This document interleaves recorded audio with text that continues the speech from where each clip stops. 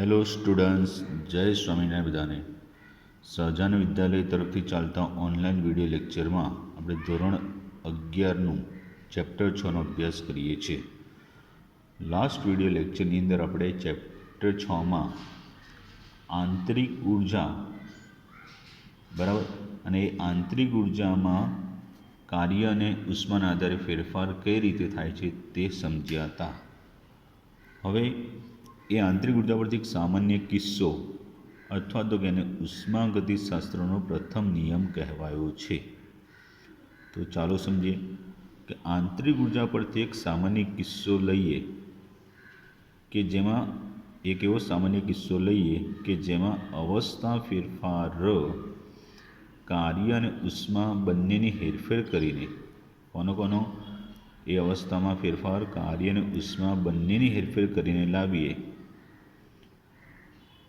તો એ રીતે આંતરિક ઉર્જાનો ફેરફાર વિચારીએ તો આ કિસ્સા માટે અથવા આ ફેરફાર માટે આંતરિક ઉર્જાનો ફેરફાર delta you equal to Q plus W, જ્યાં ક્યુ પ્રણાલીએ ગુમાવેલી કે મેળવેલી ઉષ્મા હોય અને ડબલ્યુ એટલે પ્રણાલી દ્વારા કેના પર થયેલું કાર્ય છે.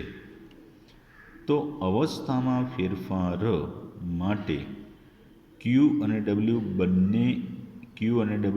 બંને ફેરફાર કેવી રીતે લાવવામાં આવ્યા છે બરાબર, એ પદ્ધતિ પર આધારિત છે. એ પદ્ધતિ પર આધારિત છે, એની અવસ્થા પર આધારિત નથી. એટલે એનો મિનિંગ થયો કે ક્યુ અને ડબલ્યુ અવસ્થા વિધેય નથી. શું કીધું બરાબર? આજે કંઈ અવસ્થામાં ફેરફાર માટે ક્યુ અને ડબલ્યુ બંને ફેરફાર કેવી રીતે લાવવામાં આવ્યા છે એની પદ્ધતિ પર આધારિત છે, પણ એની અવસ્થા પર આધારિત નથી. બરાબર? ઓકે. હવે એટલે એનો મતલબ સમજીએ ક્યુ અને ડબલ્યુ અવસ્થા વિધેય નથી, અવસ્થા પર આધારિત નથી, એની પદ્ધતિઓ પર આધારિત છે. જો ઉર્જાની હેરફેર ઉષ્મા દ્વારા અથવા કાર્ય વડે કરવામાં આવ્યો ન હોય એ સંજોગોમાં આપણે વાત કરીએ તો પહેલાં અહીંયા આ delta you plus Q W થઈ ગયું ને, delta you equal to Q plus W થયું. તો એમાં શું થશે કે એ માત્ર પ્રારંભિક અને અંતિમ અવસ્થા પર આધાર રાખશે. આ ફેરફારો ડેલ્ટા યુનો ફેરફાર એ શાના પર? તો કે પ્રારંભિક અવસ્થા અને અંતિમ અવસ્થા. પ્રારંભિક અવસ્થા અને અંતિમ અવસ્થા છે એ અંતિમ અવસ્થા પર આધાર રાખે છે. આંતરિક ઉર્જાનો ફેરફાર, ધ્યાન રાખજો જે બોલું છે એમાં. આપણે ઉપર કીધું ક્યુ અને ડબલ્યુ બંનેના ફેરફાર કેવી રીતે લાવવામાં આવે છે એની પદ્ધતિ પર આધારિત છે, અવસ્થા પર આધારિત નહીં. પણ આંતરિક ઉર્જાનો ફેરફાર પ્રારંભિક અવસ્થા અને અંતિમ અવસ્થાઓ છે એના પર આધાર રાખશે. હવે જો ઉર્જા જે છે આંતરિક ઉર્જાની હેરફેર, આંતરિક ઉર્જા છે એની હેરફેર ઉષ્મા અથવા કાર્ય વડે કરવામાં આવ્યો ન હોય, ઉષ્મા અથવા કાર્ય વડે કરવામાં આવ્યો ન હોય તો ઉષ્માનું મૂલ્ય 0 થાય, કાર્યનું મૂલ્ય પણ 0 થાય. તો ત્યારે ડેલ્ટા યુ પણ 0 થાય, તો ત્યારે આંતરિક ઉર્જાનો ફેરફાર થતો નથી. એટલે ઉર્જાનો ફેરફાર ના થાય, વિનિમય ના થાય એવા સંજોગોમાં તે કેવી બની જાય? નિરાળી પ્રણાલી બને છે. કેવી બની જાય? નિરાળી પ્રણાલી. બરાબર? હવે બરાબર ધ્યાન આપજો કે અહીંયા સમીકરણ જે ઉપર રજૂ કર્યું delta you equal to Q plus W છે તેને ઉષ્માગતિશાસ્ત્રના પ્રથમ નિયમનું સમીકરણ કહે છે. ઉષ્માગતિશાસ્ત્રના પ્રથમ નિયમનું સમીકરણ રજૂ કરે છે. આ એનું ગાણિતીય સમીકરણ થયું કહેવાય. કયું? ગાણિતીય. બરાબર? હવે જો એને શબ્દોમાં રજૂઆત કરવી હોય તો એનો મતલબ એવો થશે કે નિરાળી પ્રણાલી હોય એની ઉર્જા કેવી રહે? અચળ.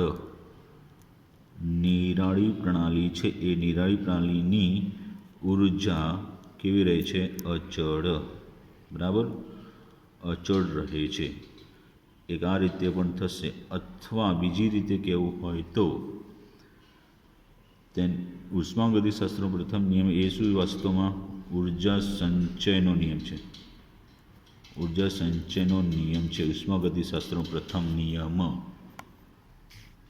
તો એ નિયમને બીજી રીતે આપણે રજૂ કરવું હોય તો એમ પણ કહી શકાય કે વિશ્વ છે એ વિશ્વમાં કુલ ઉર્જાનો જથ્થો કેવો છે? અચળ છે. સાંભળજો. બીજી રીતે કેવું હોય તો બીજી રીતે એમાં, એટલે આ પહેલી રીતે એમાં થયું. બીજું એમાં કે એ ઉર્જાનું સર્જન કે વિનાશ શક્ય નથી, પરંતુ એને એક સ્વરૂપમાંથી બીજા સ્વરૂપમાં રૂપાંતર કરી શકાય છે. તો બીજી રીતે પણ ઉષ્માગતિશાસ્ત્રનો પ્રથમ નિયમને નિવેદિત એટલે કે રજૂ કરી શકાય છે. બરાબર. તો આ ઉષ્માગતિશાસ્ત્રનો પ્રથમ નિયમ થયો. હવે એના પરથી કેટલાક પ્રશ્નો, તો કોયડો 6.1ની વાત કરીએ છીએ. કોયડો 6.1 કે પ્રણાલીની આંતરિક ઉર્જામાં ફેરફાર દર્શાવો. પ્રણાલી છે એની આંતરિક ઉર્જામાં ફેરફાર દર્શાવો. ડેલ્ટા યુમાં થતો ફેરફાર દર્શાવો. ક્યારે? તો નંબર 1 કીધું છે કે પ્રણાલી વડે પર્યાવરણમાંથી ઉષ્મા શોષાઈ નથી, પણ પ્રણાલી પર કાર્ય થયેલ છે. અને પ્રણાલીની દિવાલ કેવા પ્રકારની હશે? બરાબર. એટલે પ્રણાલી વડે શું કીધું છે? પ્રણાલી વડે પર્યાવરણમાંથી ઉષ્મા શોષાઈ નથી, પરંતુ પ્રણાલી પર W કાર્ય થયેલું છે. તો અહીંયા ઉષ્માનું શોષણ થતું નથી, એટલે એ જે કંઈ દિવાલો હશે એ કેવી હશે? સમોષ્મી હશે. કેવી હશે? સમોષ્મી. અને સમોષ્મી હશે એટલે પ્રણાલી Q બરાબર 0 થાય, એટલે ડેલ્ટા યુ બરાબર Q પ્લસ W પરથી W, પણ સમોષ્મી એટલે WAD. આ આંતરિક ઉર્જામાં ફેરફાર થશે. ચલો બીજામાં, પ્રણાલી પર કાર્ય થયેલ નથી, પણ ઉષ્માનો જથ્થો પ્રણાલીમાંથી લઈને પર્યાવરણને આપવામાં આવ્યો છે. તો પ્રણાલીની દિવાલો કેવા પ્રકારની હશે? એટલે પ્રણાલી છે એ પ્રણાલી છે એના પર કાર્ય થયેલું નથી, એટલે કાર્ય W0. અહીંયા Q0 હતું, W બરાબર 0. હવે પ્રણાલી છે એ પર્યાવરણને ઉષ્મા આપે છે. પર્યાવરણને આપવામાં આવે છે, એટલે પર્યાવરણને ઉષ્મા આપે છે. તો એનો અર્થ કે અહીંયા જે દિવાલ છે એ કેવી છે? દિવાલ ઉષ્મીય વહન કરતી. કેવી? ઉષ્મીય વહન કરતી. તો ડેલ્ટા યુ બરાબર Q પ્લસ W પરથી ડેલ્ટા યુ બરાબર પ્રણાલી ઉષ્મા ગુમાવે છે, એટલે માઇનસ Q આવશે. બરાબર. ગુમાવે છે ને એટલે. ચલો ત્રીજું છે કે પ્રણાલી વડે W કાર્ય થયેલ છે અને ઉષ્મા પ્રણાલી વડે કેટલું? W કાર્ય થયેલું છે. એટલે આગળ પ્રણાલીને Q જેટલી ઉષ્મા આપવામાં આવી છે. તો અહીંયા વડે કાર્ય થયું એટલે માઇનસ આવશે, અને પ્રણાલીને ઉષ્મા આપવામાં આવી છે એટલે પ્લસ થશે. એટલે અહીંયા delta you equal to Q plus W પરથી Q માઇનસ W થશે. બરાબર. એટલે આ પ્રણાલી કેવી થશે? બંધ પ્રણાલી. કેવી? બંધ પ્રણાલી. ચલો એના પછી સ્વાધ્યાયનો 6.7 ઉષ્માગતિશાસ્ત્રના પ્રથમ નિયમ જેવો છે, એટલે એના પરથી આપણે સમજી લઈએ. ઓકે. તો એની રકમમાં સ્વાધ્યાયમાં આપેલી છે કે એક પ્રક્રમમાં પ્રણાલી દ્વારા, એક પ્રક્રમ છે એમાં પ્રણાલી દ્વારા, પ્રક્રમ એટલે પ્રક્રિયા, પ્રણાલી દ્વારા 701 કિલો જૂલ ઉષ્મા શોષાય છે અને 394 જૂલ કાર્ય પ્રણાલી દ્વારા થાય છે, તો પ્રક્રમની આંતરિક ઉર્જાનો તફાવત શું થશે?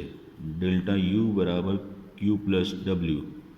બરાબર. એમાં પ્રણાલી ઉષ્મા શોષ એટલે ક્યુ બરાબર -701 જૂલ છે, સોરી.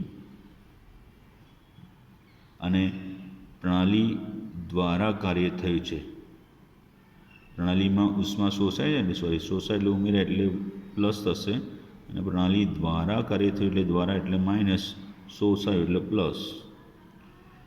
તો -394 જૂલ, તો બરાબર ક્યુ 701 - 394, એ તફાવત જે આવે એ 11માંથી 4 એટલે 7, અહીંયા 9 એટલે 0, અને અહીંયા 407 જૂલ.